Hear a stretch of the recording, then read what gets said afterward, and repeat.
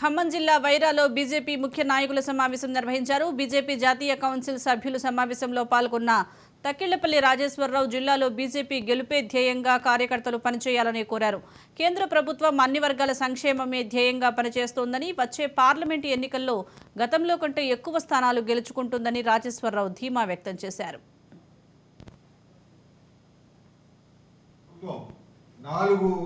నలుగురు వర్గాలకు ఈ దేశంలో ఒకటి పేదలు, అదేవిధంగా మహిళలు, యువకులు, అదేవిధంగా రైతులు.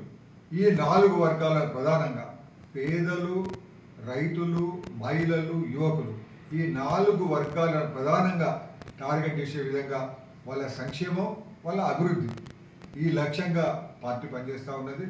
సో ఈ 4 వర్గాలను కలవడంతో పాటుగా మోడీ గారి ప్రభుత్వం గత 10 సంవత్సరాలుగా చేసిన సంక్షేమ కార్యక్రమాలను ఒక పాజిటివ్ దృక్పథంతో, నెగిటివ్ దృక్పథం కాకుండా పాజిటివ్ దృక్పథంతోనే మేము ఎట్లా ముందుకు పోవాలి అనే విషయాలు ఆల్ ఇండియా పార్టీ మాకు వివరించింది, రాష్ట్ర పార్టీ మాకు చెప్పింది.